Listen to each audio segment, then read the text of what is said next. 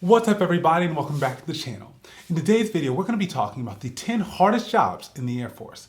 But before we get into all that, let's cover the basics. My name is Michael Inman and I'm an airman in the United States Air Force. I upload a video every Monday, so if you like military and/or Air Force content, definitely hit the subscribe button below and make sure you turn the notification bell on so you know when I upload a brand new video. Without further ado, let's jump into the list. Firstly though, there are two things I want to, address right off the bat so that we understand the seriousness of this list. The first thing is that this is entirely speculative and clearly based on hearsay. As you guys have probably figured out, I only have experience with one of these jobs. So with that, I had to go off of what I've heard, who I've run into, things of that nature, to generally gauge what jobs at least seemed very, very difficult and hard to me. The second thing that I should also let you guys know before we jump into the list, if I'm being honest, what really heavily influenced this list is the length of the training pipeline for these jobs. Because the longer you're in tech school, the longer you can have your 341s pulled, the longer you have to go to morning formations, and don't get me started on the curfew that you still need to be adhering to throughout your tech school. So, let's jump into the list. The first job we're going to be discussing today is Explosive Ordnance Disposal, aka Bomb Squad. Now the shortened code for this particular job is 3E8, and the formal definition is that they are personnel trained to detect, disarm, and dispose of explosive threats in the most extreme environments. Now this job clearly is very risky and quite a bit scary if I do say so myself, but one thing that helps mitigate that risk is that there is an increased usage of technology, i.e. robots, out in the field so that individual personnel are not quite, the ones handling the bombs themselves, and robots are actually able to, of course, put themselves between the individual person and the device or the bomb. And so that helps me feel a little bit better that this job still exists, but regardless, it is the first very difficult job on our list. Oh, and one more thing. The entire training pipeline for explosive ordnance disposal is a little under a year, so buckle up and get ready to be in school for quite a while. The next 4 jobs to make it on this list are actually all within one category known as battlefield airmen. Now, all of these jobs have differing, lengths to their training pipeline, but all of them are extensive and physically grueling. So let's jump into the 4 roles that make up our battlefield airmen so that hopefully, if you're interested, you can make your choice. The first one we're going to discuss is called Tactical Air Control Party, aka TACP, and the shortened code for this job is 1C4. Now the formal definition for TACP is that they are specialists embedded in the Army and/or Marine units on the front line with the responsibility of calling in airstrikes at the right place at just the right time. And I don't need to explain why this is one of the hardest jobs out there, because it's battlefield airmen, and by the way, your school is going to take 9 months. The second battlefield airman job is known as Pararescue, but often referred to as PJ, and its shortened code is 1T2. And the training pipeline to become a PJ is 22 months. You heard me right. 2 months shy of 2 years of training to become a PJ. So you will be in tech school for a very long time. And the formal definition for a PJ is that they rescue and medically treat downed military personnel all over the world. The third battlefield airman role that makes up our top 10 list of the hardest Air Force jobs is called Combat Control, or CCT, and its shortened code is 1C2. Now the formal definition for this particular role is that they are pretty much acting as a one-man attachment to other special forces teams, being the air-to-ground liaison. So similar to the other battlefield airman roles, a Combat Control, or CCT, will be assigned to a small, let's say, spec ops team, and they are literally going to be responsible for when their crew decides that that area over there needs to have, a rain down situation, they are the ones responsible for calling in that strike. Now, how long is the school for a CCT? The school for a CCT is also 22 months. And the fourth and final battlefield airman role that also, of course, made this list is Special Reconnaissance. And the shortened code for this job is 1Z4. Now, the definition for this job is that they are deployed by any means, whether that be air, sea, or land, deep behind enemy lines, in order so that they are able to collect and exploit key information, develop targets, and tilt the battle space into the United States' favor. Now, the tech school for this, well, not even tech school, but the training pipeline. The pipeline for this job ends right around 20 months. Next, we have Seer Specialists, which was also mentioned in the video I made previously called 10 Incredible Air Force Jobs. But anywho, the shortened code for Seer Specialists is 1T0, and the definition for their role is that they are extensively trained to be able to prepare other airmen through courses, through seminars, things of that nature. They are trained to be able to prepare other airmen to survive, evade, resist, and or escape any situation.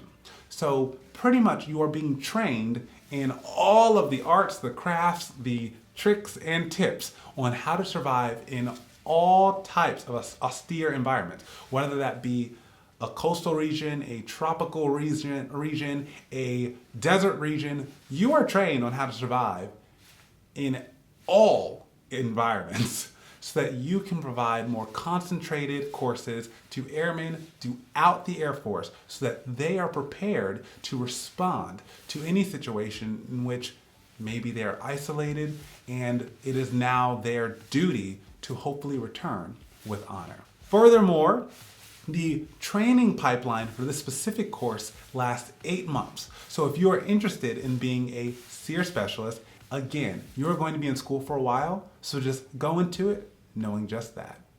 Next up, we have Cryptologic Language Analysts. And there are actually 2 shortened codes for this job. One is 1N3 and the other is 1A8.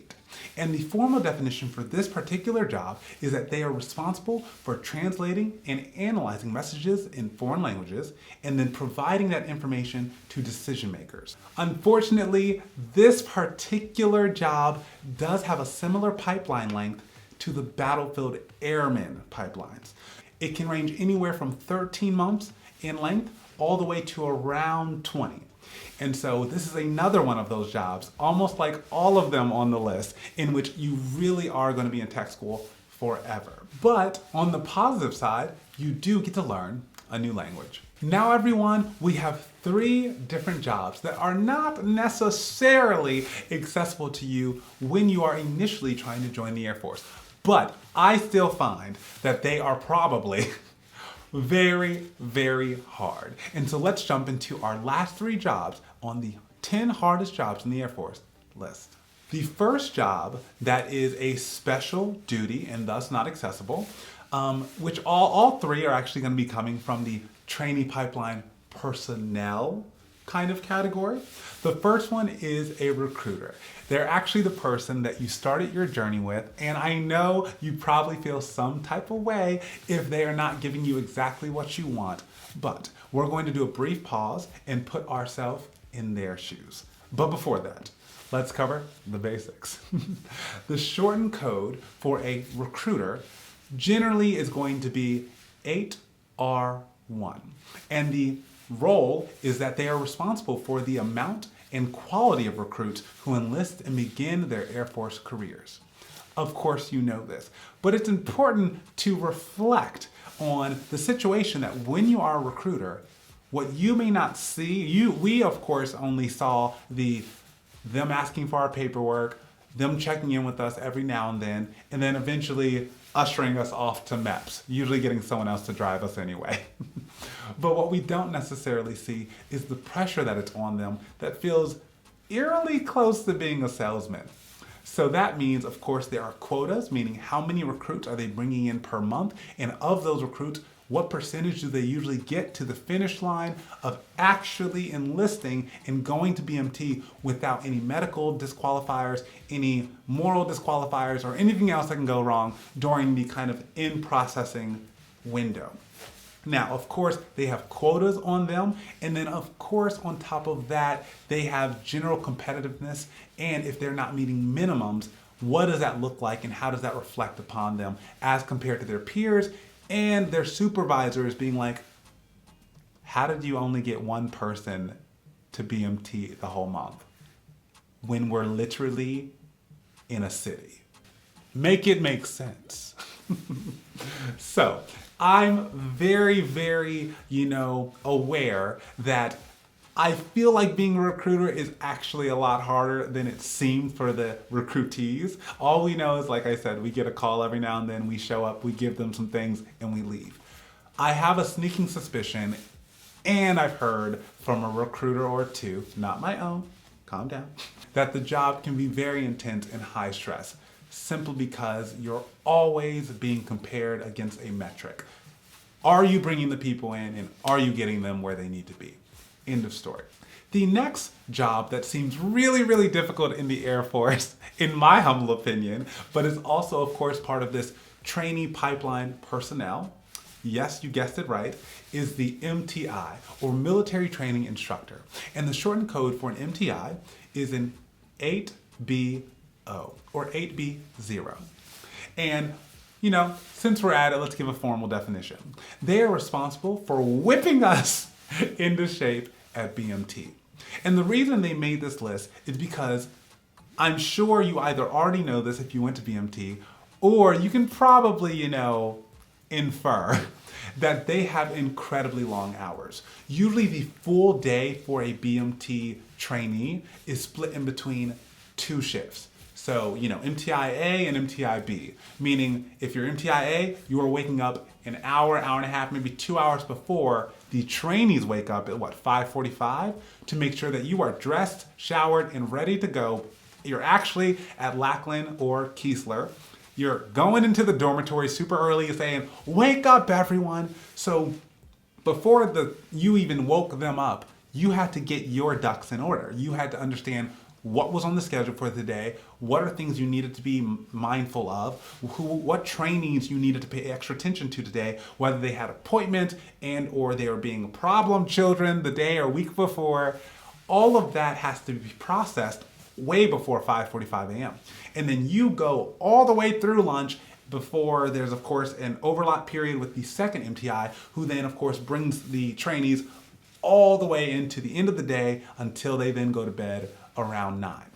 And so when you're an MTI, your hours are long, you are emotionally distressed because you're yelling all the time. I don't know about you, but I don't think it's a default for people to just yell at people all the time and be mad the entire time. Yes, MTIs get nicer as the BMT goes on, but at least for the first few weeks, they have to keep up a front of what is wrong with you, you're pissing me off, because if they are not being intense with you, you won't learn how to react and respond when in intense situations, which is important when you're in the military, All that being said, it's long hours, it's vocally demanding, it's emotionally draining, and it seems a little bit never ending because once one flight graduates, it's not like they usually get a week in between as a buffer. Your next flight can come in 2 days later on a bus and you do it again. So, all of that is to say that an MTI job seems very difficult and I don't know how they do it. Props to our MTIs, okay? There we go. Last but not least on the trainee pipeline personnel list is the MTL, which is the military training leader. It's similar to being an MTI, but of course, they are assigned to our tech schools. So after you graduate BMT, you will of course be taken from your MTI, deuces, and assigned an MTL, who will of course be monitoring your progress throughout your pipeline, throughout your tech school, all the way through to graduation. And the shortened code for a military training leader, or MTL, is 8B1. And of course, They're whipping you in shape to make sure you're now ready to be in the operational Air Force. If MTIs are trying to get you together to, kind of be something like an airman, like let's make them an airman. The MTL is like, okay, they're an airman, but how do we get them prepared to actually be like an adult? Like you have a job to do. Don't show up late. You are independent now. Good luck. And don't get arrested. So the reason in MTL, just like MTI, the reason MTL also made this list is because tech school can get a little rowdy, y'all. And there can be a lot of shenanigans taking place. And the reason MTL is such a difficult job, other than the long hours, always being on call, and your airmen randomly calling you because, I don't know, they got in a car wreck, or they're getting a divorce, or, I don't know, they failed their tech school twice, help me, I'm stressed.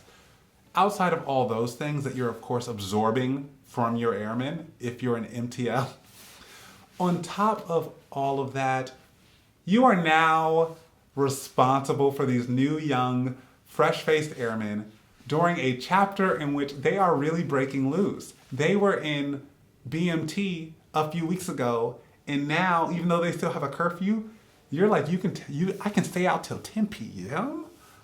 Oh my gosh, this is crazy. So an MTL pretty much has to handle just as much shenanigans as an RA in like a college dorm, the shenanigans like of that. They have to handle that and then so much more because of paperwork and bureaucracy of being in a training environment and needing to get all of us trainees to graduation successfully. That finally wraps up this list. Those are 10 very difficult jobs in the Air Force, maybe even the most difficult, with a very evident skew toward very long tech schools and giving respects and props to our trainee pipeline personnel. If you are up for the challenge, I definitely encourage you to go out for any of these roles. And if you want any more information, definitely go to airforce.com. Thank you so much for joining me today. Definitely hit the subscribe button below and remember to comment and like. And I want to give you all a huge shout out and a thank you for being with me each and every Monday, sometimes Tuesday, this last year. Today, May 18th, does mark my anniversary, my first anniversary on YouTube. So thank you guys so much for spending time with me. I love you all, each and every one of you. Over and out. Deuces.